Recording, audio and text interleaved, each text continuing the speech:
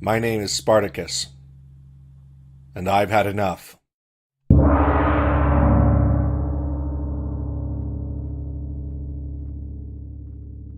In the 1960s, José Delgado, a Spanish neuroscientist, performed experiments where he implanted electrodes in the brains of bulls.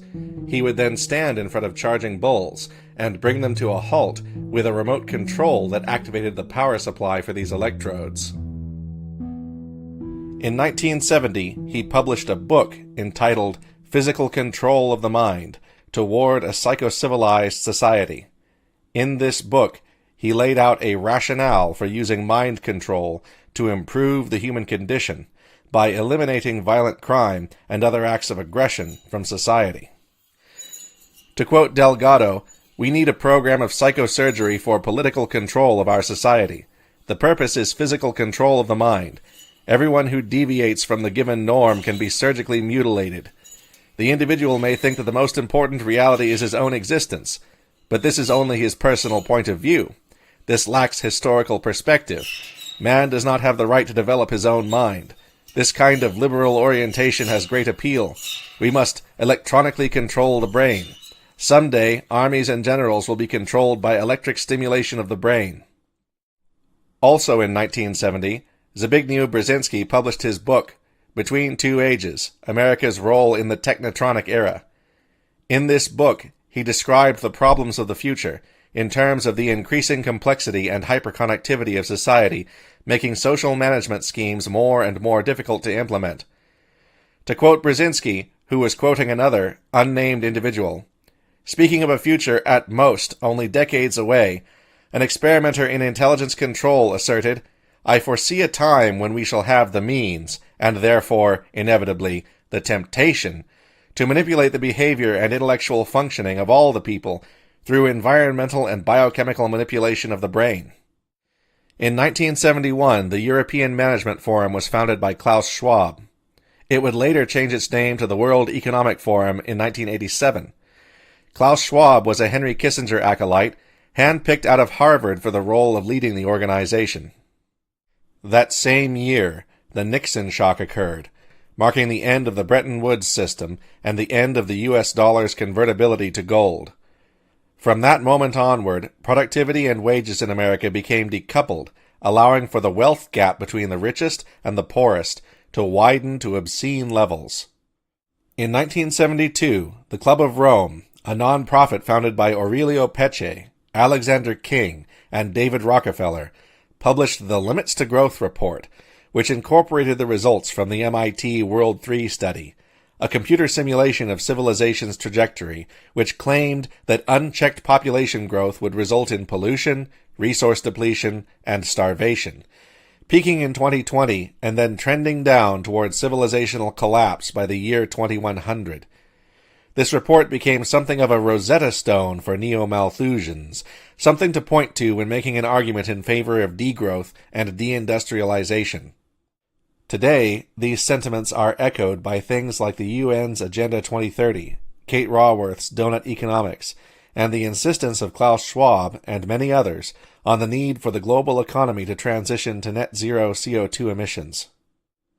In 1992, John Coleman published his book, Conspirators' Hierarchy, The Story of the Committee of 300. In this book, he claimed that the elites were involved in a plot to demolish Western civilization, destroying its economic preeminence and replacing free markets and democracy with debt serfdom and totalitarianism. He also claimed that the overclass planned to enslave the population with mind control technology, and directly cited statements made in Zbigniew Brzezinski's book, Between Two Ages, as evidence of the plot. The Pentagon and the U.S. national security sector have been paranoid about bioweapons for a very long time. After the fall of the Soviet Union, the threat of a near-peer adversary deploying a bioweapon against American citizens faded and was replaced with the far more nebulous and uncertain threat of acts of bioterrorism by violent non-state actors.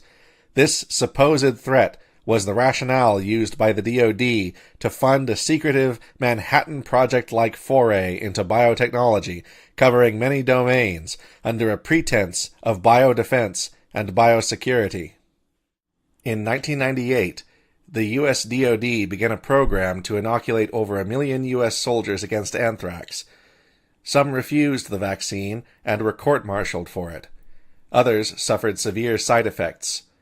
The Biothrax vaccine's sole producer was a company called Bioport, founded by Fuad el-Hibri, a Lebanese-German businessman, and Admiral William J. Crowe, Jr., a former chairman of the Joint Chiefs of Staff and President Bill Clinton's ambassador to the United Kingdom. Fuad el-Hibri cultivated an enduring partnership with Robert Kodlek, a U.S. Air Force physician who also served as the Assistant Secretary of Health and Human Services from 2017 to 2021. Kodlek played a central role in nurturing the Pentagon's growing biodefense hysteria. In 2001, he participated in Operation Dark Winter, a tabletop exercise at Andrews Air Force Base, simulating a smallpox attack on U.S. citizens. The results of the simulation showed mass casualties and an utter failure to contain and eradicate the disease.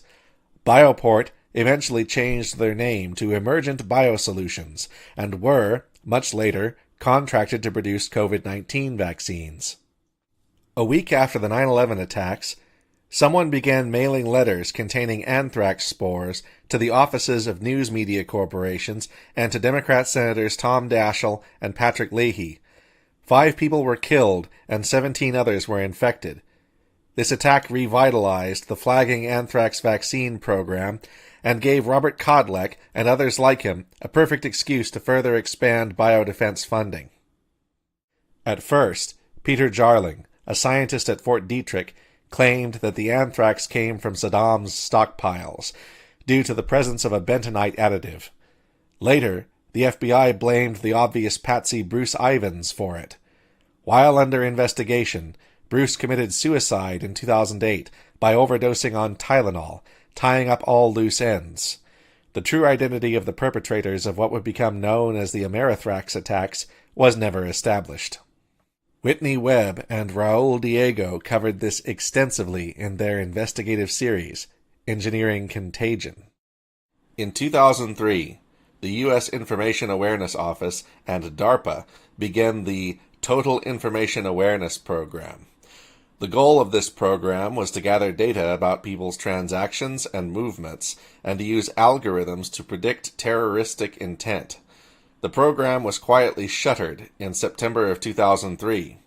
The very next month, in October of 2003, Mark Zuckerberg started Facebook, which was originally known as FaceMash before being renamed to The Facebook in 2004 and simply Facebook in 2005. We have just applied the Sweet Baby Rays.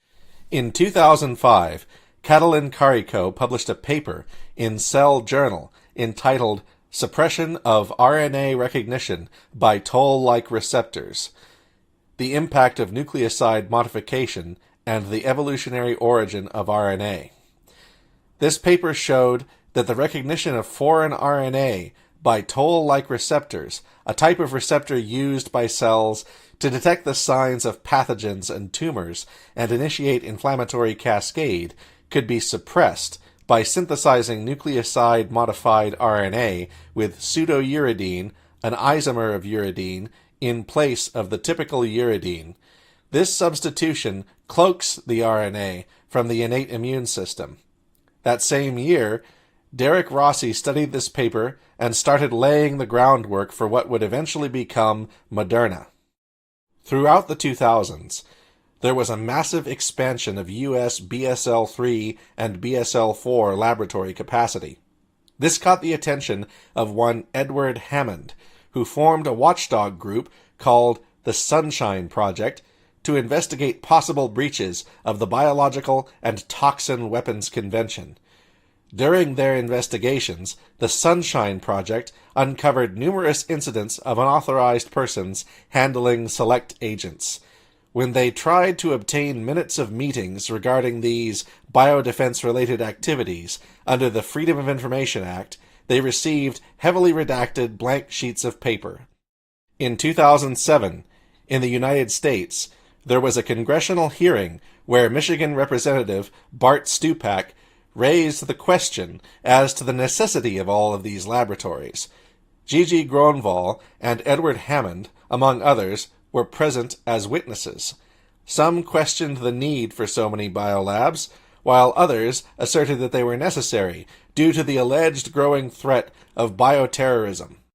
Eventually, Edward Hammond's Sunshine Project was forced to close its doors in 2008 due to lack of funding.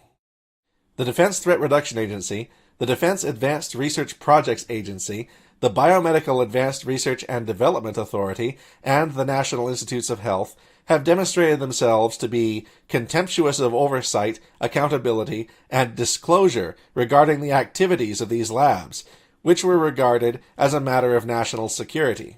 As American biolabs came under increasing scrutiny from watchdogs, the dual-use, gain-of-function research these labs were conducting was offshored, using NGOs as intermediaries. Gain-of-function research is when virologists take a virus and make it more infectious or virulent than it is in nature, ostensibly to study how it behaves in animal models and preemptively vaccinate against it. It is alleged that this sort of research allows us to stay ahead of zoonotic spillover and potential pandemics.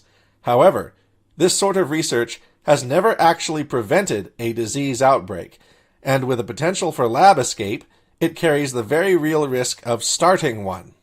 In the past couple decades, various sub-programs were launched under the Nunn-Lugar Cooperative Threat Reduction Program, such as the Bioindustry Initiative, which involved DARPA's Michael Callahan trekking to old Soviet biolabs to find technology to patent and commercialize, and the Cooperative Biological Engagement Program, also known as the Biological Threat Reduction Program, which involved conducting research on deadly pathogens in numerous biolabs abroad.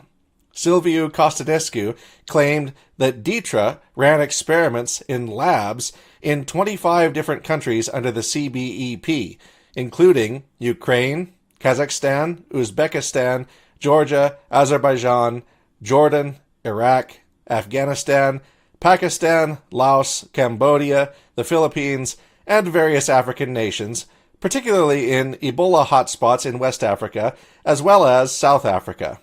These operations were funded by using NGOs and contractors to subcontract grants to the labs.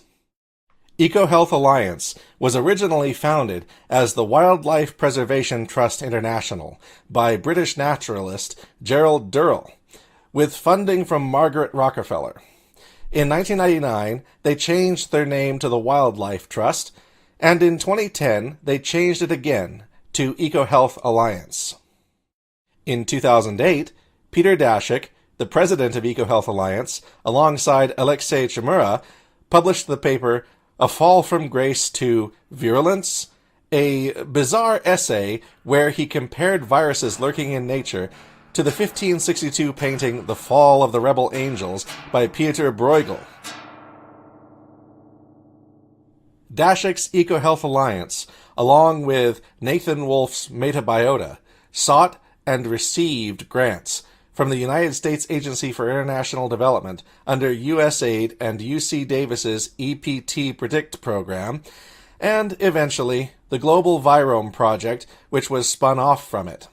USAID's Dennis Carroll played a central role in both programs. The stated purpose of these programs was to monitor potential pandemic pathogens for their risk of zoonotic spillover from animals to humans. Aside from USAID, these NGOs also received grant funding from the Pentagon and NIH to that end. The head of Metabiota, Nathan Wolf, was on EcoHealth Alliance's editorial board. He was also on DARPA's Defense Science Research Council. According to the research of one Billy Bosticson on Twitter, one of the members of Drastic Research, a group of independent researchers investigating the origins of COVID-19, Nathan Wolf was also involved with convicted child sex trafficker Ghislaine Maxwell and was one of the founding citizens of her fake Terramar charity, a fact that can be easily confirmed by viewing Terramar's site on the Internet Archive's Wayback Machine. He was also involved with Boris Nikolic, the executor of Jeffrey Epstein's will, who Wolf acknowledged directly in his book, The Viral Storm, The Dawn of a New Pandemic Age. Nathan Wolff was also selected as a World Economic Forum Young Global Leader in 2010. He also received the WEF's Technology Pioneer Award in 2021.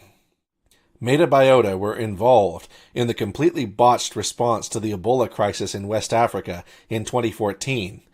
In a CBS News article dating from 2016 entitled Investigation, U.S. Company Bungled Ebola Response, MAFiA were heavily criticized for, and I quote, making an already chaotic situation worse.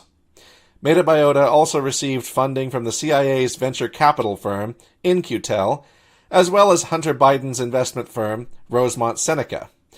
They were also heavily involved in taking DITRA grant money and subcontracting these grants for research conducted in various biolabs in Ukraine. In April 2014, MAFiA's vice president, Mary Gutierrez, wrote a memo to Hunter Biden where she mentioned, and I quote, potentially leveraging our team, networks, and concepts to assert Ukraine's cultural and economic independence from Russia and continued integration into Western society. A very odd mission for a band of incompetent, Pentagon-funded virus hunters led by a friend and associate of known child sex traffickers. Labyrinth Global Health is another NGO involved in this work, led by one Karen Sailors. Karen Sailors is an associate of Nathan Wolff's, and has been filmed trekking around Central African villages with him as part of the work done by the Global Viral Forecasting Institute. EcoHealth Alliance, MAFiA, and Labyrinth Global Health are not competitors. These virus-hunting NGOs are effectively joined at the hip. Their leaders know each other and collaborate on projects together. These organizations were essentially engaging in grant laundering for the Pentagon and the intelligence community. They're also involved with something called the One Health Initiative, a drive by the UN Food and Agriculture Organization, the World Health Organization, the World Organization for Animal Health, the UN Environment Program, and their industry partners to blend medical science, veterinary science, and botany into a single discipline that emphasizes the symbiotic relationship of all organisms on Earth. In 2009, Bill Gates, George Soros, Warren Buffett, Oprah Winfrey, David Rockefeller, and Ted Turner held a meeting of the Good Club in New York to discuss environmental crises and overpopulation. In 2010, the Rockefeller Foundation published a report entitled Scenarios for the Future of Technology and International Development. In it, they described 4 scenarios for a possible future: Clever Together, Smart Scramble, Hack Attack, and Lockstep. Of particular interest is the Lockstep scenario, which describes an authoritarian clampdown in the wake of a global influenza pandemic, coupled with biometric identification of all citizens, the abrogation of basic privacy and civil rights, and the tracking of people's movements. Also in 2010, DARPA and DITRA sought a broad-spectrum antivirus that could be used to treat any conceivable viral infection, even unknown strains for which no vaccine existed. Their goal was to come up with a biodefense product for U.S. soldiers in the event of an enemy bioweapon attack. Under a grant from these Pentagon think tanks, Todd Ryder at MIT developed Draco, or double-stranded RNA-activated caspase oligomerizer. Draco is a biologic drug that consists of a recombinant fusion protein that joins a dsRNA detection domain with an apoptosis induction domain, such as protein kinase R being joined end-to-end with apoptotic protease activating factor 1, with the addition of a cell-penetrating peptide such as HIV TAT. The way Draco works is by entering cells and inducing apoptotic cell death when it detects viral dsRNA, thus preventing viral replication. They experimented with Draco in lab mice, injecting them with the protein solution, and then injecting them with near-lethal amounts of influenza virus. The treated mice were unharmed. The virus could not replicate in their bodies at all. Draco was billed by the media as penicillin for viruses, hailed as a major medical breakthrough, with the potential to end the threat of pandemics permanently, but then mysteriously disappeared when all the grant funding for it dried up, despite positive results in vivo in lab animals. Dr. Ryder resorted to trying to crowdfund further research into Draco on Indiegogo, but wasn't able to raise enough money. Also in 2010, Derek Rossi founded the company Moderna Therapeutics, later renamed Moderna in 2018, with investment from Timothy A. Springer, Kenneth R. Chian, Robert Langer, and Nubar Afeyan's Flagship Ventures. The next year, in 2011, Afeyan, the largest shareholder of Moderna, hired Stefan Bancel, previously the CEO of bioMérieux, to be the CEO of Moderna. In 2012, DARPA launched the Adept Protect program to develop nucleic acid-based gene-encoded therapies to stave off viral infections. In 2013, DARPA awarded a $25 million grant to Moderna under the Adept Protect program. Years later, this culminated in mRNA-based vaccines and monoclonal antibody therapies, such as mRNA-1944, which consisted of messenger RNA strands encoding a monoclonal antibody against the mosquito-borne chikungunya virus. Also in 2012, Charles Lieber, a bionanotechnology expert at Harvard, co-authored a paper with Robert Langer, Daniel Cohane, Bozi Tian, and a few others, entitled Macroporous Nanowire Nanoelectronic Scaffolds for Synthetic Tissues. This paper described a method for fabricating biocompatible extracellular tissue scaffolds that could monitor heart activity by collecting signals directly from cardiomyocytes. Robert Langer is one of the co-founders of Moderna. His enormous bibliography of over 1,500 papers includes biotech research that runs the gamut from nanotech drug delivery systems to tissue engineering, as well as technologies that could be used as the basis for human enhancement. In 2013, DARPA launched the BRAIN Initiative to study the human brain and connectome, and the relationship between brain activity, consciousness, and internal experiences, with a view toward eventually developing brain-computer interfaces with this knowledge. In 2014, Frank L. Smith III published his book, American Biodefense: How Dangerous Ideas About Biological Weapons Shape National Security, which chronicled the rise of what I've come to call the biodefense mafia. In this book, he describes how military biodefense programs have languished and largely been replaced with civilian ones. Essentially, he observed that virus research was being privatized, with less work done at places like USAMRIID and more work being done by private foundations funded by Health and Human Services, a trend he regarded as dangerous. Also in 2014, in the U.S., there was a federal funding moratorium on gain-of-function research for influenza, SARS, and MERS due to the risk of lab escape. DARPA, DTRA, USAID, and HHS bypassed this moratorium by funding middlemen, such as virus-hunting NGOs like EcoHealth Alliance, Metabiota, and Labyrinth Global Health, which allowed them to use those funds to subcontract the grants to foreign biolabs in countries where the moratorium was not in effect. This federal funding moratorium was lifted in 2017. Rather than the work being reshored to the U.S., it continued to be outsourced. Also in 2014, Alain Mérieux, the founder of bioMérieux, acted as a consultant in the construction of the P4 lab at the Wuhan Institute of Virology. He would later be given China's Reform Friendship Award for his role in this, and his cordial personal relationship with Xi Jinping. He also joined the investment group La Maison, headed by Rothschild bank boss Michel Siccarel and the CEO of the Edmond de Rothschild Group, Mark Levy. La Maison Partners is a major investor in companies involved in data mining, AI, cybersecurity, and so on. In recent years, there has been an alarming overlap in information technology and biotechnology, and militaries and intelligence agencies are champing at the bit to weaponize digitized biology, such as artificial gene and protein synthesis, designer receptors exclusively activated by designer drugs, and so on. In 2015, Ralph Baric, a leading coronavirus researcher at UNC Chapel Hill, and the Bat Lady Zheng Li, published a paper entitled "A SARS-like cluster of circulating bat coronaviruses shows potential for human emergence."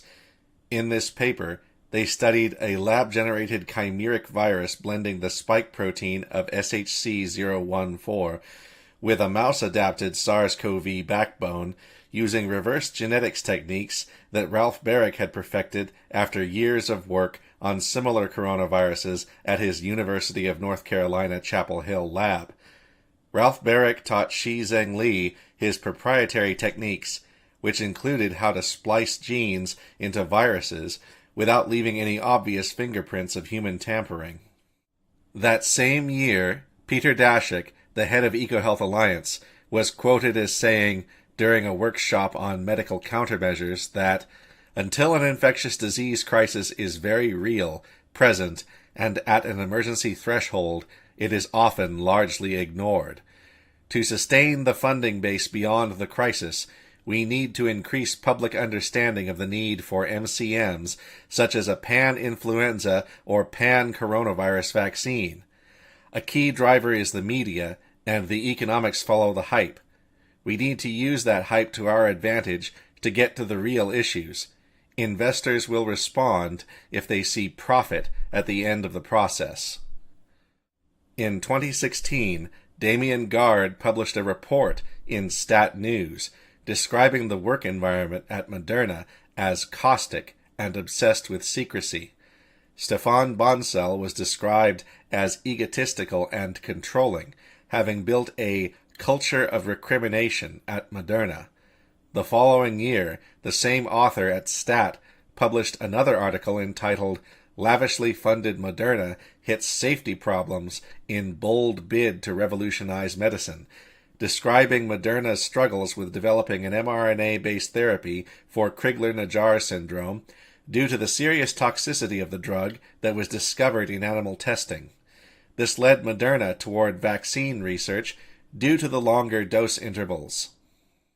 Also in 2016, Klaus Schwab published his book, The Fourth Industrial Revolution, which described how advancements in AI, robotics, the Internet of Things, 3D printing, nanotechnology, biotechnology, materials science, energy storage, and quantum computing would lead to a fusion of the physical, digital, and biological realms.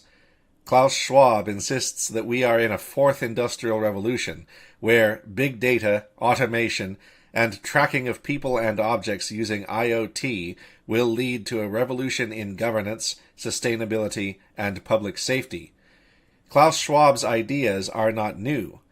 They're basically a rebranding and repackaging of Jeremy Rifkin's Third Industrial Revolution and Zero Marginal Cost Society, George Monbiot's environmentalism, and Kate Raworth and Herman Daly's degrowth advocacy. Also, beginning in 2016, the Department of Homeland Security's National Biosurveillance Integration Center gave Peter Daszak's EcoHealth Alliance a $2.1 million contract to create something called the Ground Truth Network, a group of subject matter experts who could provide contextual information pertaining to biological events. In other words, Peter Daszak was entrusted by the DHS to form a 1984-style Ministry of Truth to disseminate health information during a biological event, such as a pandemic. Congressman Mike Gallagher did a video on this. Well, here's the problem. These are the exact same people that a year ago were telling us that the lab leak theory was a crazy conspiracy theory. So they're being paid to combat disinformation, but they are spreading disinformation. These are the same experts who I guarantee you were being used as sources for the New York Times, CNN, NPR, Washington Post. AP had a ridiculous report on this. They all reference expert scientists. In 2017, the Bill and Melinda Gates Foundation, Jeremy Farrar's Wellcome Trust, and the governments of India and Norway launched the Coalition for Epidemic Preparedness Innovations at the World Economic Forum in Davos, Switzerland. Their stated mission goal was to establish a global vaccine development fund to rapidly develop vaccines against emerging diseases. In October of 2017, the Johns Hopkins Center for Health Security published a report entitled The SPARS Pandemic 2025 through 2028, a futuristic scenario for public health risk communicators, describing a fictional scenario with a future outbreak of a SARS-like coronavirus in Southeast Asia, and how misinformation and doubt about medical countermeasures started to emerge, and then it was discovered that the vaccines had horrible side effects after all, like encephalitis and neurological issues, leading to a storm of lawsuits. All of this sounds very familiar for some reason. On March 23, 2018, DARPA put out a broad agency announcement for their next-generation non-surgical neurotechnology, or N3 program. This announcement detailed DARPA's plans for a wireless, surgery-free brain-computer interface. Old-school BCIs, like microelectrode arrays, also known as the Utah array, similar to Elon Musk's Neuralink device, require that a craniotomy be performed and the dura resected to expose the brain, compromising the brain's sterile environment. In DARPA's N3 proposal, they would instead use nanotechnology, implanting tiny nanotransducers smaller than a virus into the brain and interfacing with these nanotransducers using special helmets. These nanotransducers would take wireless energy in the form of RF, electromagnetism, infrared light, and/or ultrasound, which can penetrate the cranium and convert this energy into a stimulus capable of altering the membrane potential and behavior of neurons. They would also be able to work in reverse, converting the activity of neurons into a signal that could be read back by the helmet. In other words, DARPA sought a two-way system that could read out from the brain and write to it. The announcement describes various approaches for the implantation of nanotransducers, such as a self-assembly approach, viral vectors, or molecular, chemical, and/or biomolecular technology that would be delivered to neurons of interest to reach single neuron resolution. There are 6 teams involved in the N3 program: Battelle, Carnegie Mellon University, Johns Hopkins University Applied Physics Laboratory, the Palo Alto Research Center, Rice University, and the defense contractor Teledyne. The 2 teams with the most mature offerings are Battelle and Rice, with their Brainstorms and Moana nanotransducer technologies. Battelle's Brainstorms project plans to use 20-nanometer core and shell nanoparticles as magnetoelectric nanotransducers for a non-surgical brain-computer interface, activated by a helmet with a grid of electromagnets, delivering wireless energy using electromagnetic induction, similar to how a Wacom tablet powers its battery-free stylus. The lead researcher on the Brainstorms project, Gaurav Sharma, was involved in DITRA's secretive blood-brain barrier program to investigate the effects of viruses and nerve agents on the blood-brain barrier, as well as discovering new pathways to deliver therapeutics across the tight endothelial junctions of the blood-brain barrier. Yes, this is the same Defense Threat Reduction Agency that funded EcoHealth Alliance. Dr. Sharma currently works for the Air Force Research Laboratory as the primary authority of the 711th Human Performance Wing's research portfolio, overseeing projects relating to biotechnology, cognitive neuroscience, aerospace medicine, human-machine teaming, and directed energy bioeffects. Incidentally, SARS-CoV-2 spike, one of the structural proteins of the SARS-CoV-2 virion, and the protein produced by COVID-19 mRNA vaccines, is capable of compromising the tight junctions of the blood-brain barrier, which could potentially help large nanoparticles cross the blood-brain barrier and enter the brain.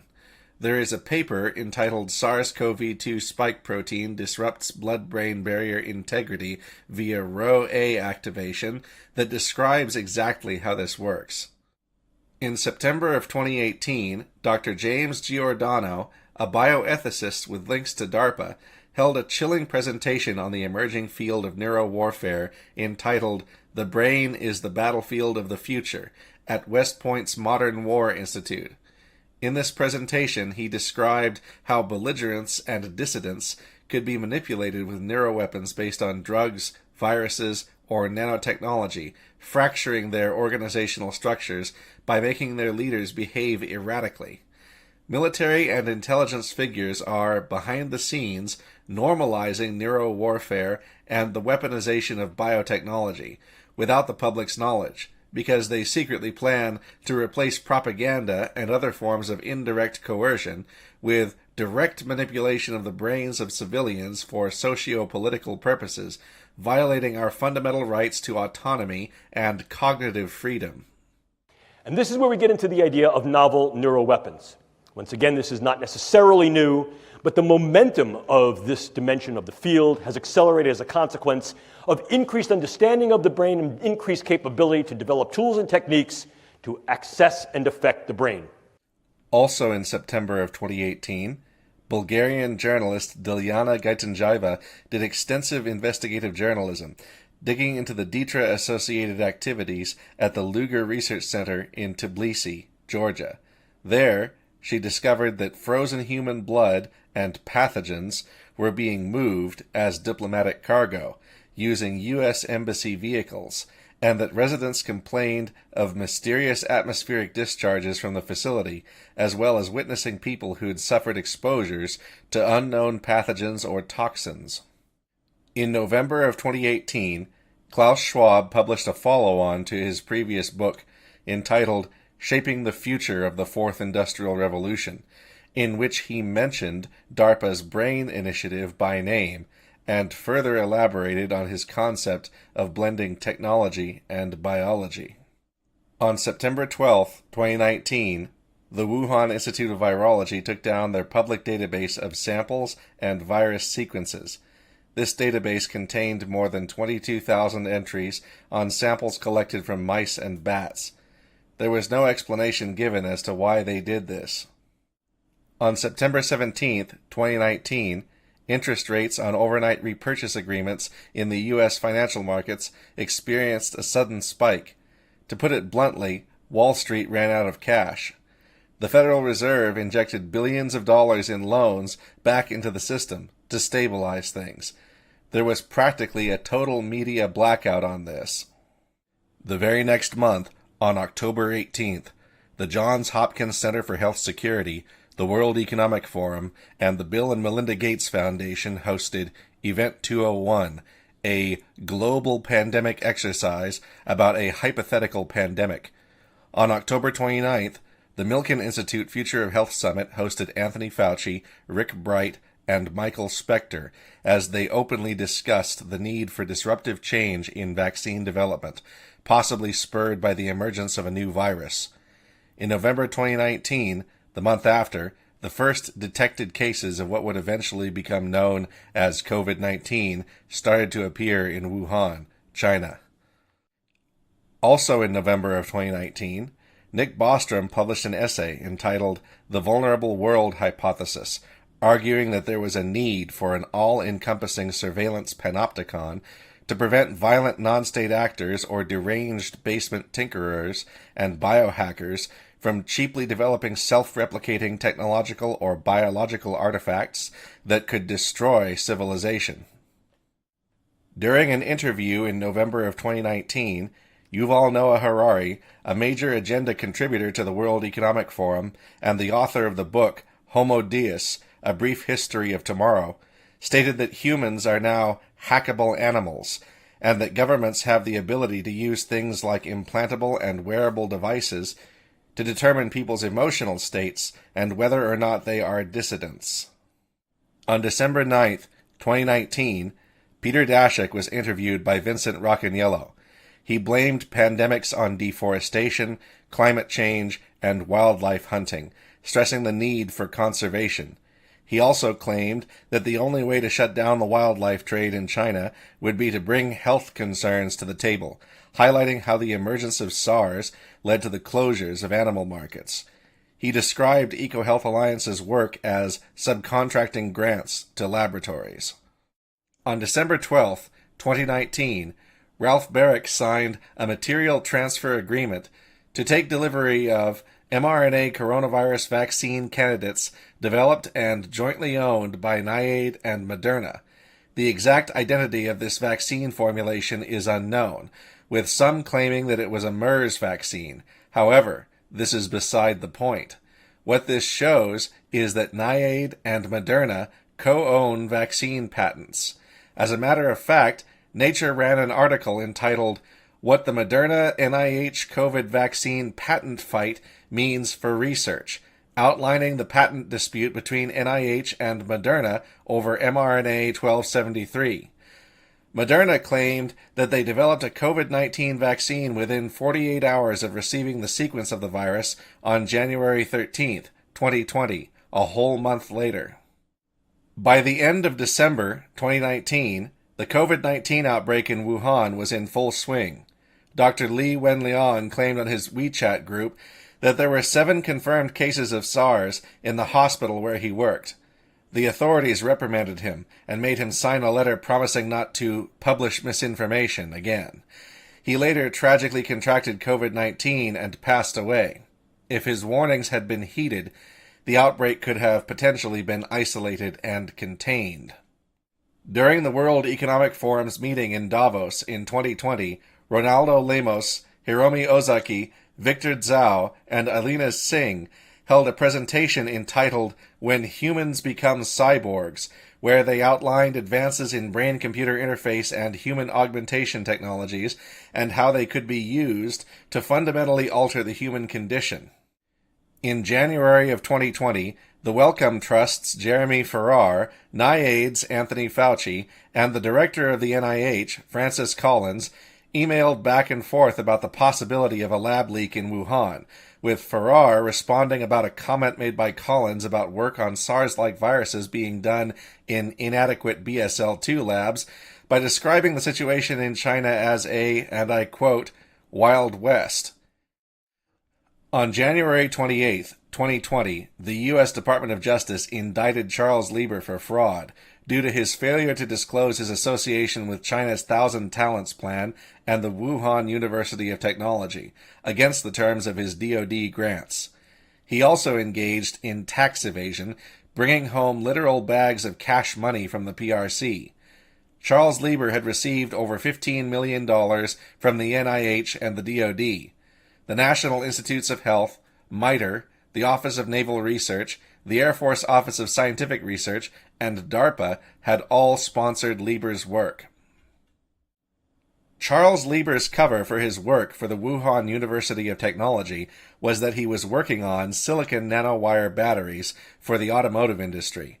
However, none of his papers or any of his research have anything to do with batteries, and in an article in Science entitled "Why Did a Chinese University Hire Charles Lieber to Do Battery Research?" by Robert Service, a former student of Charles Lieber stated, "I have never seen Charlie working on batteries or nanowire batteries." Indeed, most of Charles Lieber's papers describe using silicon nanowires to build nanoscale transistors that can read off from cells in a manner less invasive than patch clamp electrodes, facilitating minimally invasive in vivo monitoring of cell activity. He was also involved in research into the bottom-up construction of self-assembling nanocomputers, like his research into nano-FSM or nano-finite state machines, and how they could potentially be implanted into the body. That has nothing to do with batteries. Lieber's specialty is bio-nanotechnology, the blending of biology and electronics at the cellular and molecular level. On February 11, 2020, the WHO announced that the then unnamed 2019 novel coronavirus would be named COVID-19 or Coronavirus Disease 2019. This name was specifically chosen by the WHO not to stigmatize Wuhan or draw any particular attention to the virus's relationship to SARS, in spite of the fact that SARS-CoV-2 bears a close sequence homology to SARS-CoV and causes a SARS-like syndrome. Throughout January and February of 2020, Footage of chaotic scenes from Wuhan started filtering onto Western social media. People mysteriously collapsing in the streets from supposed seizures, men in Tyvek suits spraying streets with mosquito foggers, dragging people out of their apartments, and welding whole buildings shut with the occupants inside. There was footage of hospital hallways full of body bags, people ramming barricades with their cars, rioting, and so on. Chinese authorities set up temporary field hospitals like Huoshenshan Hospital, which was constructed in a little over a week from prefabs. Then, the roof of the hastily constructed hospital started leaking, and it was closed down in April.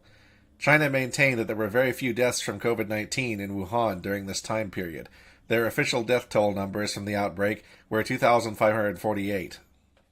When EcoHealth Alliance and their subcontracting of suspicious grants to the Wuhan Institute of Virology started drawing attention from the public and the press, Peter Daszak got together with Dennis Carroll and Jeremy Farrar and a number of scientists with massive conflicts of interest in the form of pre-existing ties to the Wuhan Institute of Virology, and they published a letter in The Lancet decrying the notion of a lab leak as a conspiracy theory. Before the letter was published, Peter Daszak contacted Ralph Barrick and instructed him not to sign the letter so that, and I quote, "it has some distance from us and therefore does not work in a counterproductive way." On March 16, 2020, Neil Ferguson and Imperial College London published the report Impact of Non-Pharmaceutical Interventions, NPIs, to reduce COVID-19 mortality and healthcare demand, which argued that if governments did not lock down people's movements and quarantine the healthy, then COVID-19 would cause 510,000 deaths in the UK and 2.2 million deaths in the US in short order. Later, it was determined that Neil Ferguson's computer model of virus spread had numerous issues with its underlying code and produced inconsistent results. Also, he had a married woman break quarantine to come to his house for a little dalliance, showing that he didn't even practice what he preached. No, I don't know how anyone can sit through this nonsense. You're a fucking murderer. Here. On March 19, 2020, Yuval Noah Harari published an article in Financial Times entitled The World After Coronavirus. In it, he claimed that emotions were biological phenomena and that COVID-19 was the first time that surveillance went under the skin, collecting people's vital signs on a large scale to determine their physical condition. On March 23, 2020, MITRE formed the COVID-19 Healthcare Coalition alongside the incredibly shady In-Q-Tel and Palantir and numerous other partners including Amazon's AWS, Microsoft, and Salesforce to apply real-time analytical algorithms to the task of collecting huge amounts of data on COVID-19 sufferers and viral spread. It's worth noting that the CEO of Salesforce, Mark Benioff, is on the World Economic Forum's Board of Trustees and wrote the foreword to Klaus Schwab's The Fourth Industrial Revolution. In April of 2020, Peter Daszak sent an email to Hongying Li at EcoHealth Alliance and Tammy O'Rourke at Metabiota, stating that certain genetic sequences should not be uploaded to GenBank because they were part of a grant just terminated by NIH, and having them as part of PREDICT would bring, and I quote, very unwelcome attention to UC Davis, PREDICT, and USAID. Also in April 2020, Time magazine ran a story claiming that the large quantities of urns with cremains showing up at funeral homes pointed to a death toll in China that was much higher than the Chinese authorities were willing to admit. As COVID-19 began spreading across the West, the authorities enacted ridiculous and counterproductive lockdown measures that put a halt to people's lives, destroyed small businesses, consolidated wealth and power in oligopolistic e-commerce giants and big box stores, and led to an elevation in joblessness, mental illness, and deaths of despair. The Washington Post published an article by Aaron C. Davis entitled, "In the Early Days of the Pandemic, the U.S. government turned down an offer to manufacture millions of N95 masks in America," which detailed how, in January of 2020, Michael Bowen and his company, Prestige Ameritech, offered to manufacture 1.7 million N95 masks a week to deal with potential shortfalls, but were turned down by the government. In light of this, it's worth noting that early on in the pandemic in the U.S., the head of NIAID, Anthony Fauci, claimed that it was unnecessary for the public to wear surgical masks or N95 masks. He later claimed that he intentionally misled the public, fearing a run on masks would deplete stocks of N95s for healthcare workers. Then, once the virus had firmly established itself in the population, at which point the wearing of surgical masks had no utility whatsoever at preventing the continued spread of the disease, and likely never did in the first place, he pulled a 180 on the mask guidance. So, the authorities had the ability to prevent a shortage of these masks, but not the will, or the foresight. Much like in China, temporary field hospitals were erected in various places in the U.S., with stadiums and even U.S. Navy hospital ships being rapidly repurposed to treat COVID-19 patients. Bizarrely enough, many of these facilities went almost completely unused before quietly shuttering or returning to their other duties. According to papers being published in medical journals at the time, SARS-CoV-2, the causative agent of COVID-19, was a coronavirus that infected the vascular endothelium. In a rare few, mostly the elderly, overweight, diabetic, or others with a compromised vascular endothelium, COVID-19 caused a hyperinflammatory reaction that led to sepsis, alveolar capillary leakage, pulmonary edema, coagulopathy, and pneumonia. COVID-19's mortality is highly age-stratified. Younger patients with healthier vascular endothelial tissue have very high survival rates, as do those with endothelium-supporting diets rich in arginine, citrulline, cysteine, and selenium that boost nitric oxide and vascular antioxidant levels. Nitric oxide is directly antiviral against SARS-like coronaviruses and inhibits the spike protein, hence why individuals with higher nitric oxide synthase activity, such as younger people, are practically unaffected by the disease. The mortality in the under 20 cohort is basically negligible. Media coverage of COVID-19 was contradictory and bewildering, in one breath describing it as a respiratory disease that caused pneumonia, and in the next, a systemic, multi-organ disease that caused blood clots and purple toes, leaving the public with a confusing impression of the pathophysiology of the disease. Scientists in Zurich, Switzerland, had already determined by April 2020 that COVID-19 was a viral vascular endotheliitis, and that SARS-CoV-2 primarily infected the lining of human blood vessels, leading to endothelial cell activation and sloughing, platelet activation, neutrophilia, and neutrophil extracellular trap formation, and the oxidative stress cascade and endothelial dysfunction characteristic of sepsis. By the time the media started reporting on long COVID, it sounded laughable that a respiratory virus could lead to chronic illness, even though SARS was well known for causing long-term sequelae such as myalgic encephalomyelitis, pulmonary fibrosis, and neurological issues, all of which are symptoms of post-sepsis. Numerous doctors and nurses expressed concerns that the official protocols were inadequate for treating COVID-19 patients. There were no early outpatient treatment protocols. People came into the ER complaining of mild COVID-19 symptoms and were sent home and told to take Tylenol and get bed rest. Tylenol depletes glutathione, a crucial endogenous antioxidant that protects cells from radicals. In severe COVID-19, there is nitric oxide bioavailability loss due to the vicious cycle of superoxide and nitric oxide forming peroxynitrite, which, in turn, uncouples nitric oxide synthase enzymes by directly attacking their tetrahydrobiopterin cofactors, which leads to the lipid peroxidation, runaway hydroxyl radical formation, endothelial dysfunction, and ferroptosis and parthenatose characteristic of late-stage severe COVID-19.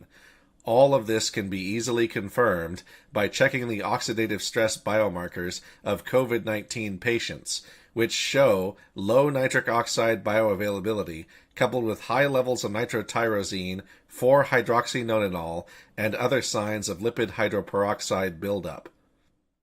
When these patients came back to the ER with severe COVID-19 sepsis and hypoxia, they proned and intubated them and started them on an IV drip of corticosteroids.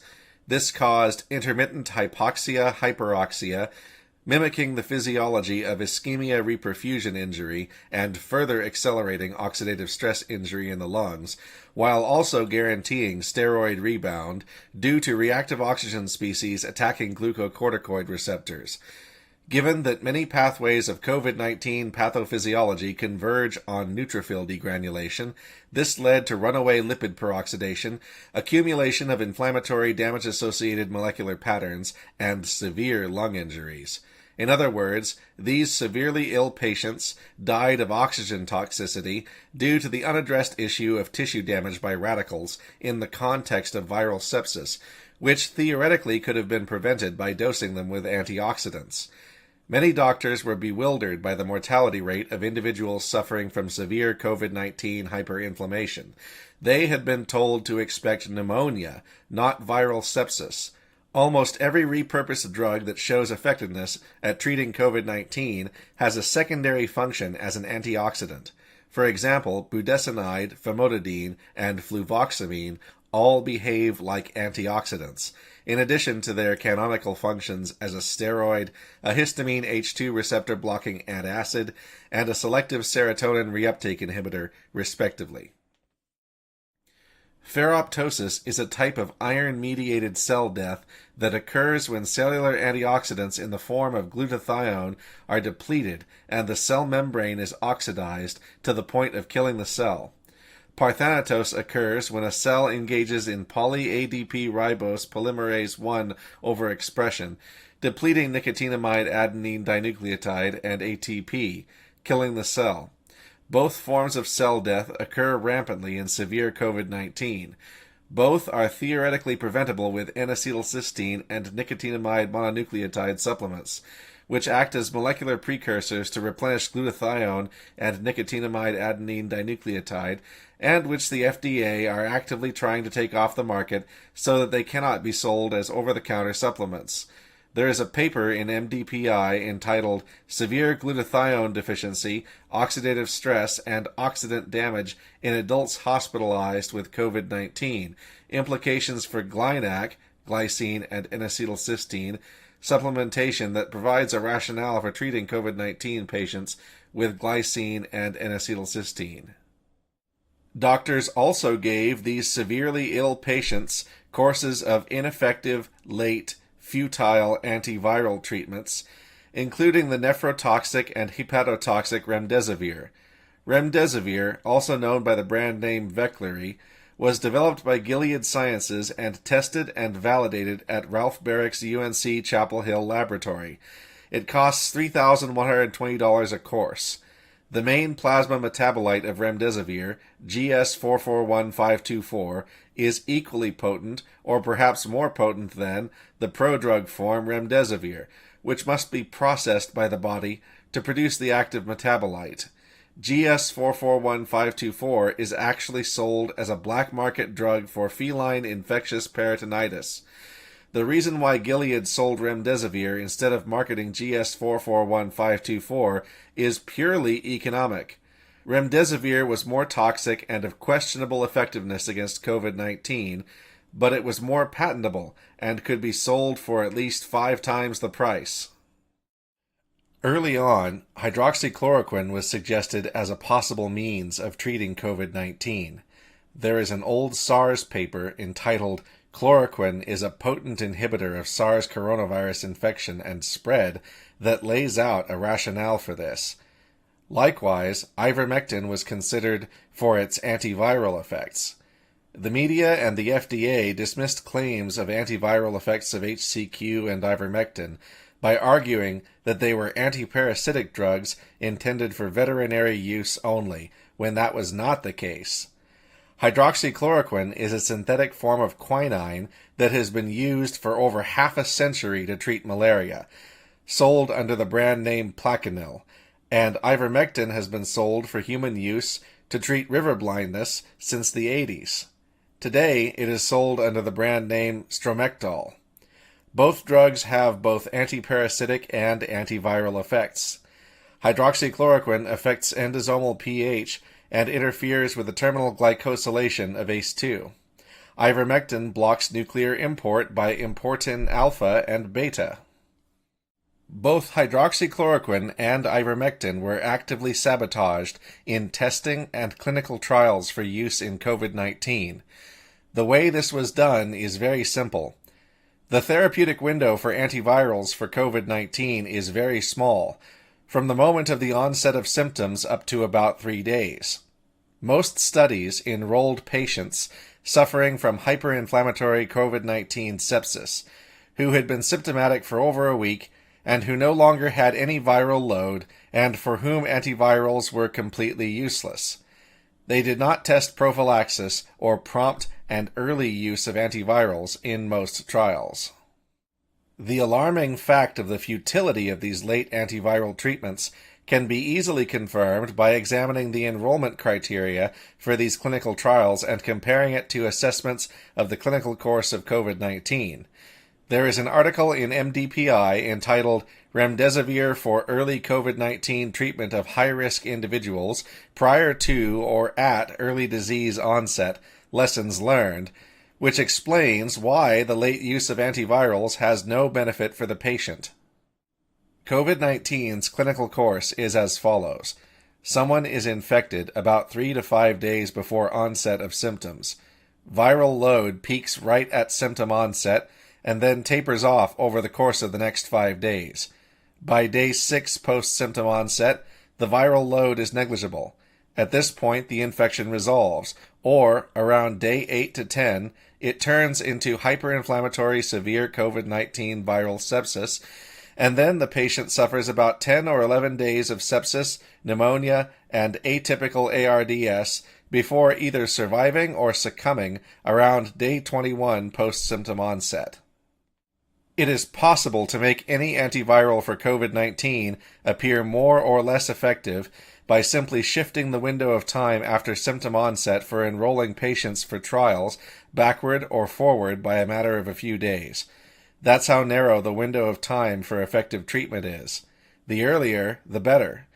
It is worth noting that even though most trials for ivermectin or hydroxychloroquine enrolled patients who had been symptomatic for over a week, the trials for Paxlovid enrolled patients who had been symptomatic for only a few days, maximizing the apparent effect. It doesn't matter if these trials were randomized or placebo-controlled. The results can be biased simply by the study's design, particularly if a study's enrollment criteria excludes the early treatment cohort for whom the drug may have had a beneficial effect. These drugs, which may have been effective as prophylaxis for COVID-19, were suppressed by trials that were intrinsically designed to make them fail, by administering them to severely ill patients for whom they were a late and mostly futile intervention. Just as Dr. Peter McCullough would later assert, the lack of an early outpatient treatment protocol for COVID-19 resulted in countless unnecessary deaths for a disease that is largely treatable if caught early and its effects negated with the proper therapeutics. SARS-CoV-2 is airborne. N95 respirators offer little protection against it, and surgical masks offer no protection at all. The mask mandates were nonsensical. The 6-foot guideline invented by the CDC had no scientific basis whatsoever. Aerosolized viruses have the ability to travel at least 15 feet, particularly in enclosed and poorly ventilated spaces.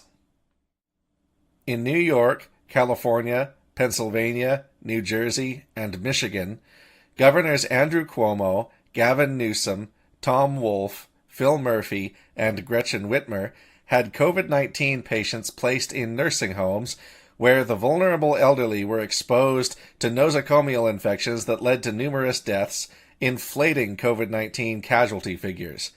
Elsewhere, such as in the UK, elderly patients were given palliative care that consisted of what ended up being fatal doses of the benzodiazepine midazolam in what essentially constituted a cruel act of mass murder against the elderly.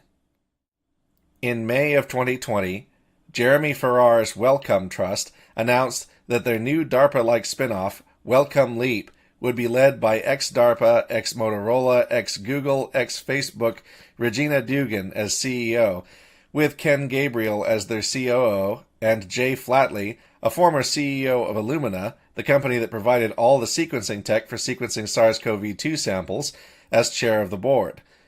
At the D11 conference in 2013, Regina Dugan, formerly the head of DARPA, sat on stage and talked about how Motorola were designing electronic authentication tattoos and a pill someone could take which would turn them into a walking authentication device. So I take a vitamin every morning. What if I could take vitamin authentication? What? Vitamin authentication. Look, I have one right here. Well, here, I'll let you hold it. Would you like to hold it? I'll hold it. Okay. So this, You guys see it? this pill has a small chip inside of it with a switch. It also has what amounts to an inside-out potato battery.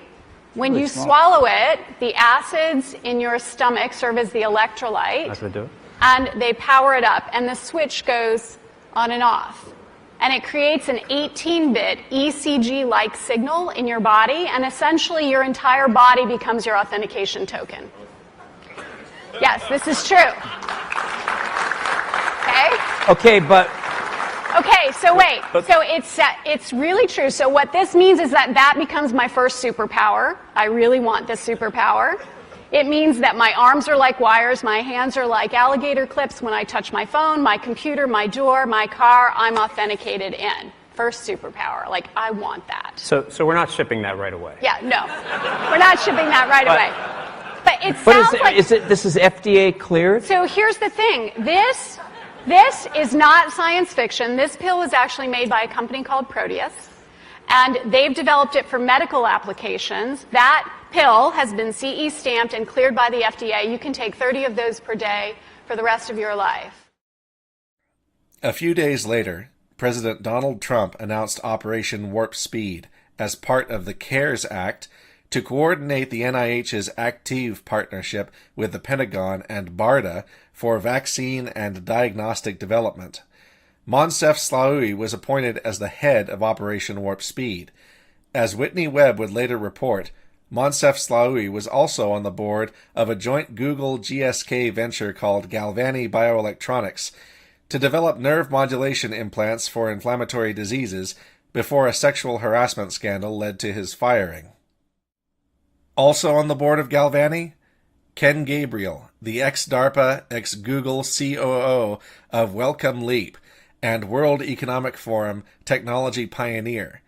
Ken Gabriel was also formerly the president and CEO of the Draper Lab in Cambridge, Massachusetts, where Draco was formerly developed by Todd Ryder, and was responsible for having Todd Ryder's grant from the Templeton Foundation to continue Draco research terminated.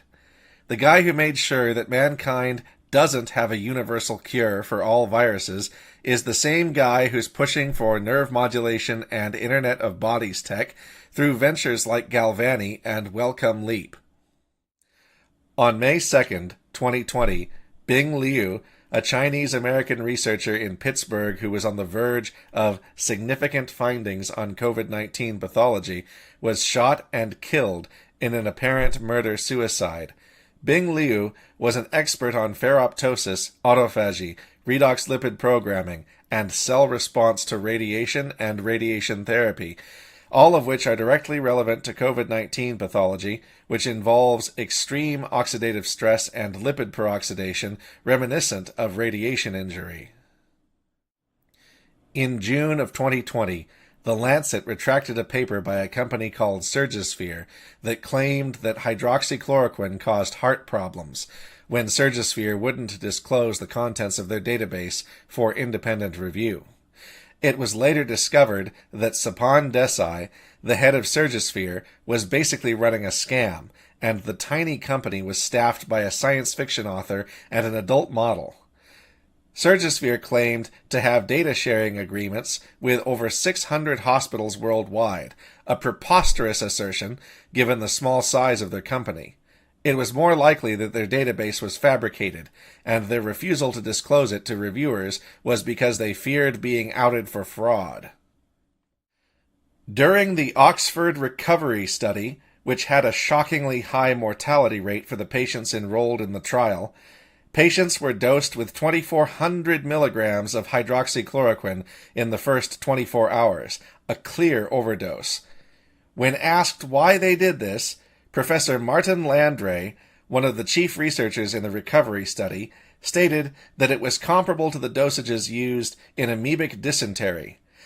Hydroxychloroquine is not used for amoebic dysentery, however. Another, chemically distinct drug called hydroxyquinoline, on the other hand, is. So, through either malice or sheer incompetence, the staff at Oxford were using the dosage figures meant for hydroxyquinoline with hydroxychloroquine, which meant that they were giving their patients fatal or near-fatal overdoses. In July 2020, Klaus Schwab published his book, COVID-19, The Great Reset, which argued that the crisis should be used to implement a laundry list of progressive Agenda 2030-like policies centered on the environment, sustainability, and new, supposedly more equitable forms of governance. A number of world leaders started parroting this agenda, muttering things on television about how it was time for a reset and how we needed to build back better.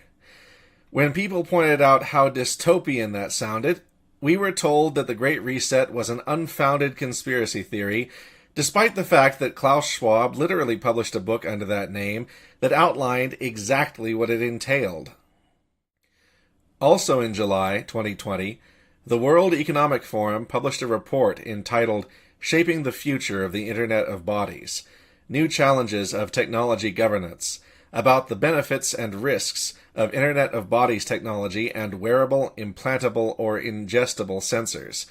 This report pointed out, quite truthfully and honestly, that privacy laws like HIPAA do not cover direct-to-consumer medical devices that are not handled by covered identities. For instance, an Apple Watch can tell Apple's data centers all about your pulse and O2 saturation, continuously feeding your vital statistics to remote servers and storing this data for an extended period of time, and Apple would not be in breach of any medical privacy laws by doing this. In October of 2020, Sunetra Gupta, Jay Bhattacharya, and Martin Kulldorff authored the Great Barrington Declaration, and 50,000 doctors and medical professionals signed it, arguing for lockdowns to be replaced by focused protection of the sick and elderly. They observed, correctly, that quarantining the healthy had severe consequences for the economy and for people's mental and physical health. Also in October of 2020, the Rand Corporation published an article entitled The Internet of Bodies Will Change Everything, for Better or Worse, which described how implanted and wearable IoT technology would be used to monitor people's health, essentially siphoning vital sign data right out of people's bodies and housing it in massive data centers. This extension of IoT to the human body is called IOB, or the Internet of Bodies. It is also referred to by the name IOBNT, or the Internet of Bio-Nanothings, as well as intra-body nanonetworks, for various different implementations of the same idea. Over the past decade, there has been extensive research into in-body sensor technology using tiny pieces of energy-harvesting smart dust to monitor the human body from the inside out. Many of the organizations involved in COVID-19 vaccine research are linked, within very few degrees of separation, to organizations involved in IOB research. DARPA and DITRA are very interested in in-body sensors and neuromodulation tech for soldiers. In December 2020, Pfizer and Moderna were issued emergency use authorizations by the FDA for their mRNA vaccines for COVID-19. Almost immediately thereafter, governments and private employers worldwide started using coercive mandates, up to and including firing people from their jobs or expelling them from academic institutions for non-compliance. Also in December 2020, the nurse Tiffany Dover received a Pfizer mRNA vaccine and fainted on film within minutes. Messenger RNA vaccines, like Moderna's and Pfizer's, use an entirely novel mechanism to produce the vaccine antigen. These vaccines consist of nucleoside-modified mRNA strands enclosed in lipid nanoparticles. The way they're supposed to work is fairly simple. The vaccine is injected into the deltoid muscle of the subject's shoulder, and the lipid nanoparticles transfect deltoid muscle tissue, releasing their cargo of mRNA into muscle cells. Ribosomes in those cells translate the mRNA into proteins, and then those cells present the whole vaccine antigen on their surfaces or as fragments presented by the major histocompatibility complex. There are numerous problems with this approach. Pegylated lipid nanoparticles are made of a synthetic oil conjugated with polyethylene glycol and are highly inflammatory, to the point where you don't even need to add toxic metals to these vaccines because the LNP delivery system acts as a self-adjuvant. The nucleoside-modified and synthetically capped mRNA may be of questionable purity, which may lead to ribosomes translating nonsense junk proteins. It may also resist breakdown by nucleases and persist in the body for an extended period of time. The SARS-CoV-2 spike protein is, itself, extremely toxic to the heart and vasculature, with a superantigenic region, a prion-like domain, the ability to bind bacterial endotoxins, and short peptide motifs that aggregate amyloid and can form amyloid fibrin clots, even in the absence of platelets. It is a Swiss Army knife of pathogenic features. Also, the vaccine does not stay in the deltoid muscle, because there is no such thing as a lipid nanoparticle-delivered drug that stays at the injection site and only transfects muscle tissue alone. Lipid nanoparticles have been considered for Alzheimer's drugs, specifically because they cross the blood-brain barrier. Leaked biodistribution studies have demonstrated that these vaccines travel all over the body, potentially transfecting blood vessels, heart muscle, bone marrow, the spleen, liver, kidneys, gonads, and the brain. Wherever the spike protein is produced, inflammation and the destruction of formerly healthy cells by macrophages and neutrophils is sure to follow. This also applies to viral vector vaccines, such as the AstraZeneca COVID-19 vaccine, which cause cells to manufacture the same toxic protein. Messenger RNA vaccines have never undergone any long-term human testing. In the case of Moderna, mRNA 1273 was actually their first ever commercial product. The authorities are mandating that members of the public act as early adopters for an entirely unproven technology developed with military funding. The very idea sets off numerous alarm bells. But we still need to make it. If we make it inside the human body, we can abbreviate this production process, and we would make it inside the human body not by providing the protein, the antibody, but providing the genetic sequence for that antibody with a synthetic process. The body becomes the bioreactor.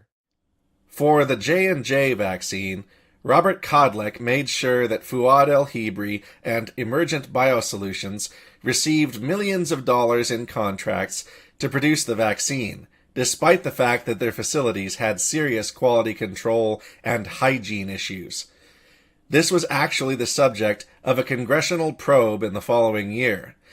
There is a report from the Select Subcommittee on the Coronavirus Crisis dated May 2022 entitled The Coronavirus Vaccine Manufacturing Failures of Emergent Biosolutions that details their findings, and how Emergent Biosolutions attempted to conceal evidence of contamination from inspectors.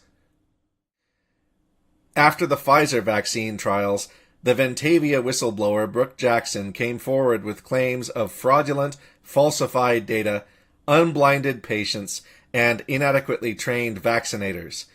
In the subsequent lawsuit, Pfizer claimed that they were immune to claims of fraud, since the government was aware of the fraud and complicit in it. In January and February 2021, Peter Daszak was part of the WHO's investigative team on the ground in Wuhan. They investigated the Wuhan Institute of Virology for a few hours, collected a few statements, and then left, without doing any actual investigation. In other words, Peter Daszak investigated himself and found himself not guilty. In March 2021, Canada revised their medical assistance in dying laws to make more people eligible for voluntary euthanasia. Also in March 2021, David Martin published the COVID-19 and Anthony Fauci dossier, outlining the years and years of patent applications that showed that every part of what would eventually become SARS-CoV-2 was patented years in advance by the likes of Christopher M. Curtis, Boyd Yount, Ralph Barrick, and others, with some of these patents dating as far back as the period before the first SARS outbreak. On May 5th, 2021, there was an article published in the Matter Journal of Cell Press entitled Nanotransducers for Wireless Neuromodulation, which described how small nanoparticles could be used to stimulate various tissues remotely by enabling wireless energy to alter the membrane potentials of cells. On June 22, 2021, Peter Daszak recused himself from the Lancet's COVID-19 Commission due to the massive conflicts of interest entailed in his presence there, given EcoHealth Alliance's links to the Wuhan Institute of Virology. On June 25, 2021, Whitney Webb published an exposé on Wellcome Leap's transhumanist ambitions entitled A Leap Toward Humanity's Destruction, which outlined how Wellcome Leap planned on using EEGs to scan the brains of toddlers and then determine if they would develop cognitive deficiencies later in life. On August 18, 2021, an article in Oxford Academic's Clinical Infectious Diseases entitled Intravenous Injection of Coronavirus Disease 2019 mRNA Vaccine Can Induce Acute Myopericarditis in Mouse Model showed that intravenous injection of an mRNA vaccine could cause myocarditis and permanent heart scarring in an animal model. On August 28, 2021, a video was posted on YouTube entitled Advanced Materials to Enable Wireless Brain-Machine Interface. In it, Professor Sakrat Khizroev at the University of Miami discusses the nanotransducer technology underlying DARPA's N3 program. In September 2021, Drastic Research uncovered the Diffuse Project documents, a proposal by EcoHealth Alliance to DARPA to create a recombinant, human-adapted SARS spike protein and spray bats in caves with it to stimulate immunity against human-adapted spike motifs, thus theoretically preventing a future zoonotic spillover event. DARPA rejected the proposal because they believed it constituted dangerous gain-of-function research. Jeffrey Sachs claimed that this research had already been done. But no one is saying now that the technologies or the methods that they were proposing to use wouldn't work in reality. No one is saying that, are they? No, in fact, people are telling me that the research was actually done. In fact, actually done before the research proposal went in. In late September 2021, Iceni published the Spartacus letter, which went viral on Zero Hedge and received over 1 million hits. This represented something of a turning point in people's thinking about COVID-19 and the situation around it. Overnight, more voices of dissent began joining the growing chorus. People started realizing that the disease had been mischaracterized as a pneumonia when it was really more of a vascular virus, and they started asking more questions about the clear links between the Pentagon, the NIH, the intelligence community, and quasi-NGOs like EcoHealth Alliance, Metabiota, and Labyrinth Global Health, which are involved in laundering grants for highly questionable virus research abroad. After the letter was published, the media immediately went into damage control mode, publishing fact checks against it. CNBC posted a video about how it's impossible for tracking microchips to be injected alongside a vaccine, because they're much larger than the inside diameter of the needle. This is disingenuous, because self-assembling, virus-scale nanotechnology, like DARPA's N3 program, is being actively researched by military think tanks around the world, and those can definitely fit through a vaccine needle. In October 2021, the FDA extended the emergency use authorization for the Pfizer vaccine, which did not prevent transmission of COVID-19, so that it could be administered to children aged 5 to 11 who had no real risk of dying from COVID-19 in the first place. Dr. Eric Rubin, the editor-in-chief of the New England Journal of Medicine, stated, we're never going to learn about how safe the vaccine is unless we start giving it. That's just the way it goes. Also in October 2021, Andrew Huff, the former vice president of EcoHealth Alliance, came forward with a whistleblower claim that Peter Daszak confided in him that he was working for the CIA and that he had personally handled proposals to In-Q-Tel, the CIA's venture capital arm. He also claimed that it was common for organizations like EcoHealth Alliance to perform work before the receipt of funds. Even if their grant applications were denied, some of the work under these applications may have been done. This may include the work for the rejected Diffuse proposal as well. That same month, Steve Kirsch founded his group, the Vaccine Safety Research Foundation. The COVID-19 dissenter movement continued to grow. In November 2021, the Nuclear Threat Initiative, an NGO which was founded by Ted Turner, a neo-Malthusian who once said that mankind is breeding like a plague of locusts, and Sam Nunn, for whom the Nunn-Lugar Cooperative Threat Reduction Act is named, published a report entitled Strengthening Global Systems to Prevent and Respond to High-Consequence Biological Threats. This report described a hypothetical monkeypox outbreak in May of 2022. Incidentally, an actual monkeypox outbreak occurred that same exact month in the real world. In December 2021, a pseudonymous researcher on Substack on Archmedic's blog wrote an article entitled How to Blast Your Way to the Truth About the Origins of COVID-19, which outlined how SARS-CoV-2 spike contained a gene sequence that was found in a Moderna patent filed in 2016. These findings were later peer-reviewed and published in Frontiers in February of the following year, in an article entitled MSH3 Homology and Potential Recombination Link to SARS-CoV-2 Furin Cleavage Site. When Stefan Bonsell was grilled about this by Fox's Maria Bartiromo, he was evasive. I've got to end on this story that has been circulating. No doubt you saw it, about the origins of COVID. We've all been trying to understand how this started and whether or not this did come from a lab in Wuhan. Let me ask you what the Daily Mail is reporting. It says more evidence COVID was tinkered with in a lab. Now scientists find the virus contains a tiny chunk of DNA that matches sequence patented by Moderna 3 years before the pandemic began. Your reaction, Stefan. What can you tell us? So my scientists are looking into those data to see how accurate they are.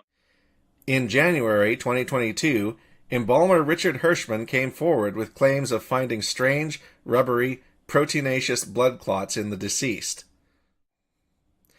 In January and February 2022, truckers in Canada formed a convoy and protested in Ottawa.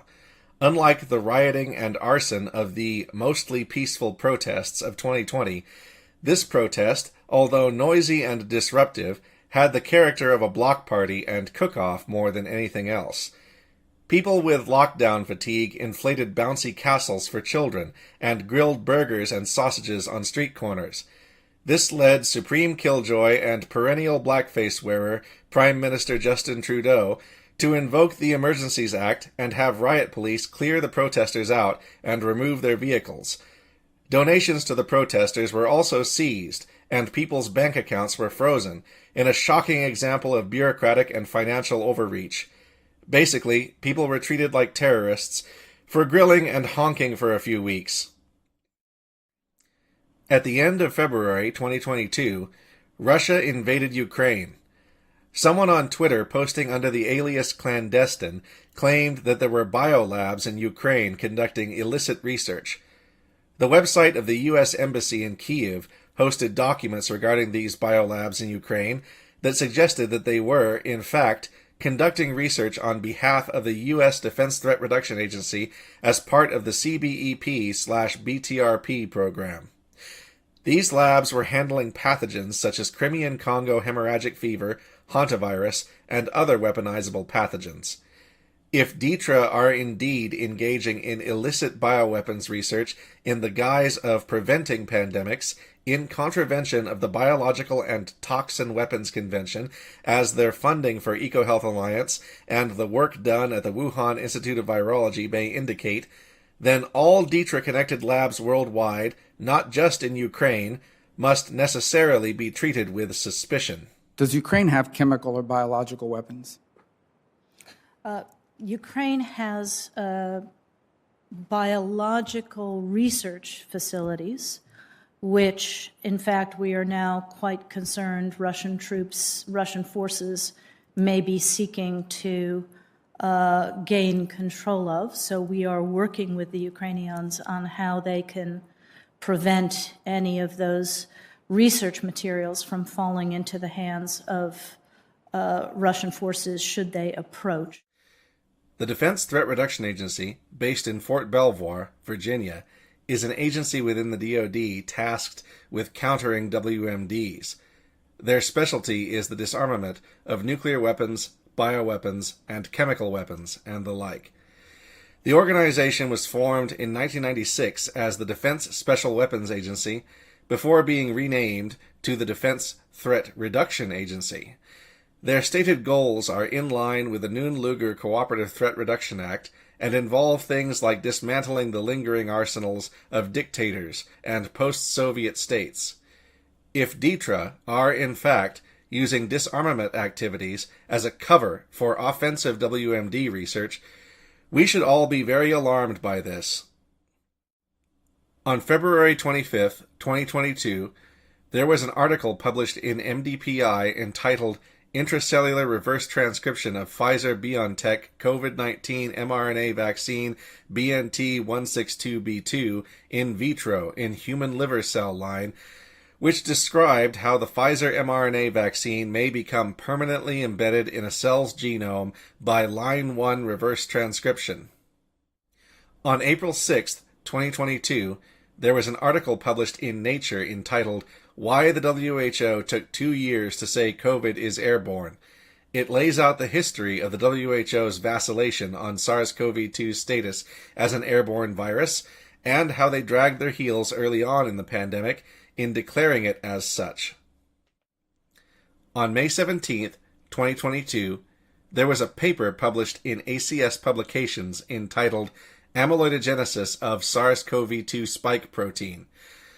When the spike protein was digested with neutrophil elastase or other enzymes, short peptide fragments of the partially digested protein demonstrated the ability to form amyloid fibrils. Amyloids are insoluble protein junk and are implicated in various disease states, including Alzheimer's disease. In August 2022, there was a paper published in MDPI entitled Cardiovascular Manifestation of the BNT162b2 mRNA COVID-19 Vaccine in Adolescents. Out of the 314 participants in the study, 7 had elevated troponin markers indicative of myocarditis. That same month, there was another paper published in MDPI entitled A Case Report, Multifocal Necrotizing Encephalitis and Myocarditis after BNT162b2 mRNA vaccination against COVID-19, which described a 76-year-old man who died 3 weeks after receiving his third COVID-19 vaccination. The histopathology report found that he had spike proteins and lesions in his brain, heart, and vasculature, but they could not find any nucleocapsid proteins, indicating that the damage was caused by vaccination rather than infection. On November 1st, 2022, Aaron Cariotti published his book, The New Abnormal, The Rise of the Biomedical Security State, which outlined in detail the creeping tyranny of our governments and how the authorities are using biosecurity as an excuse to implement programs of unprecedented surveillance that could lead to the West adopting things like social credit scores.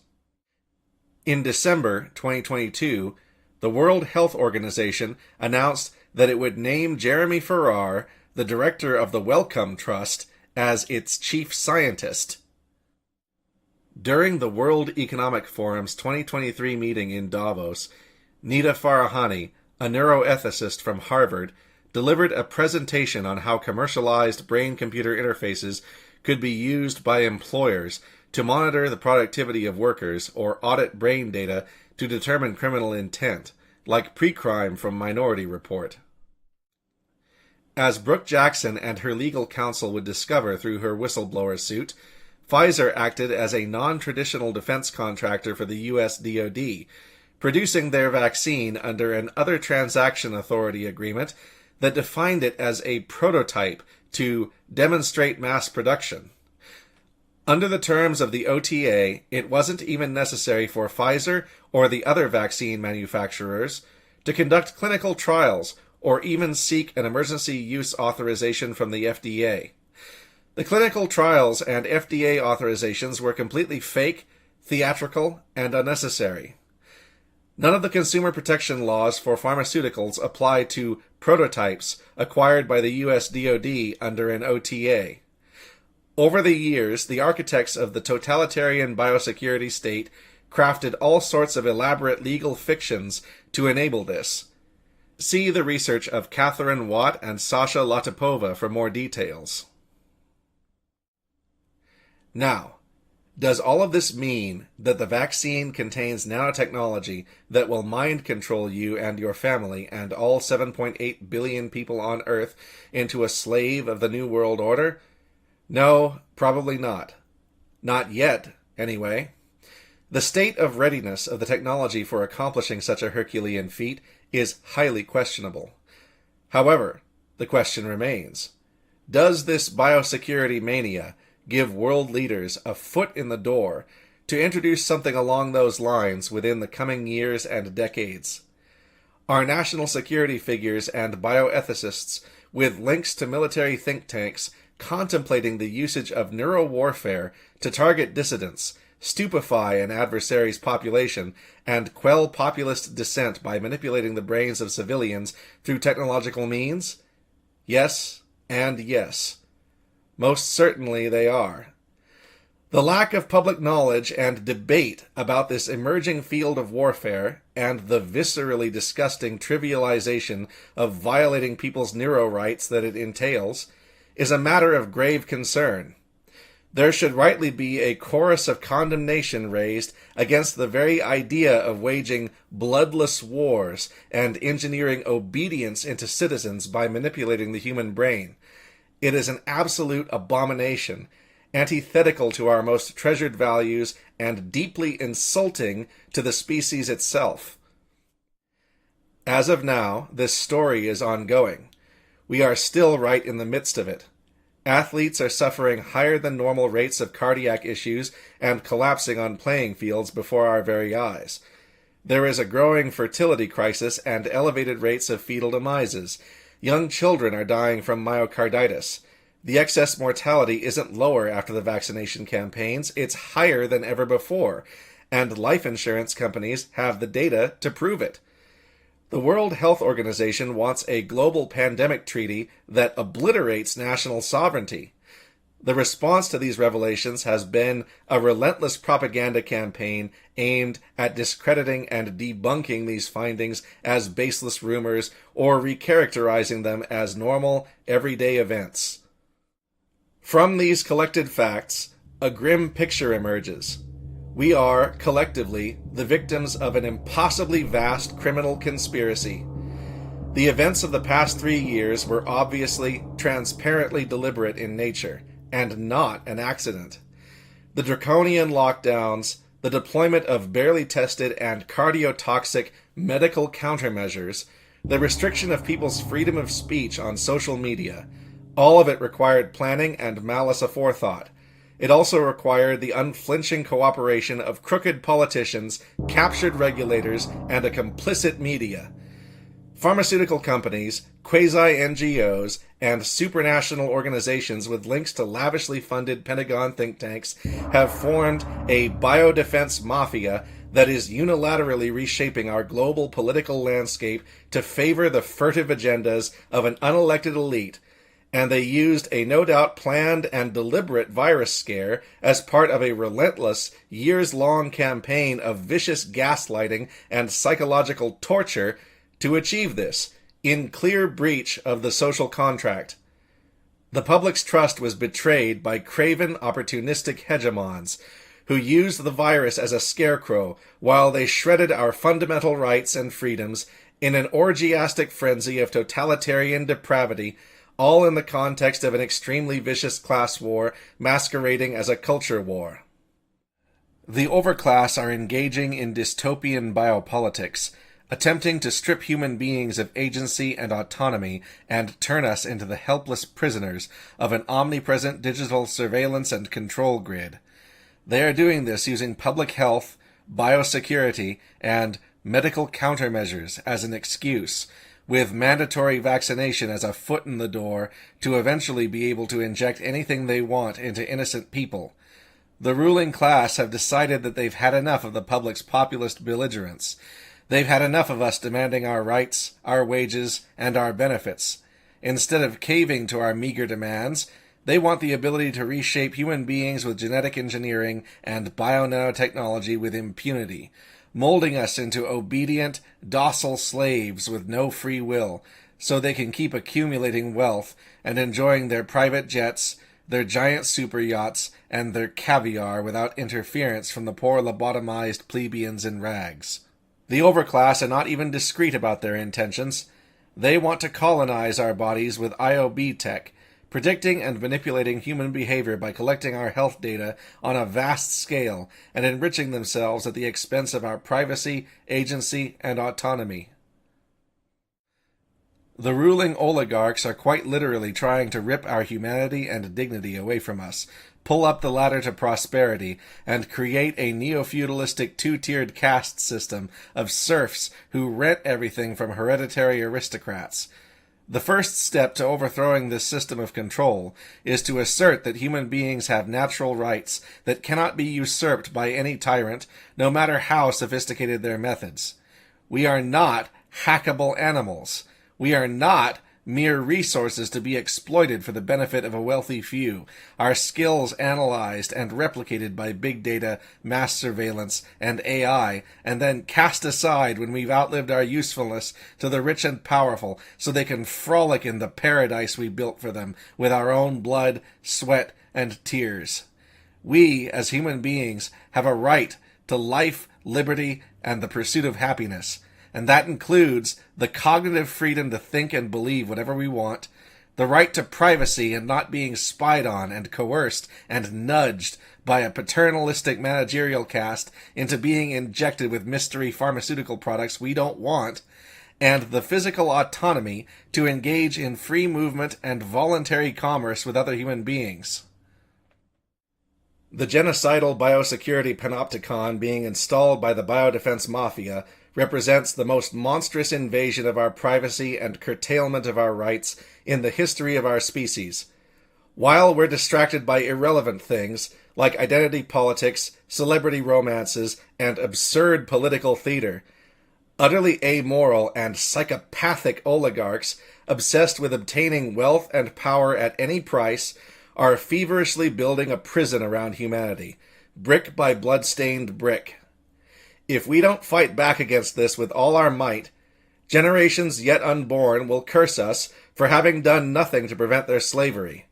Or perhaps they'll be so lobotomized by then, they won't even realize that they are slaves.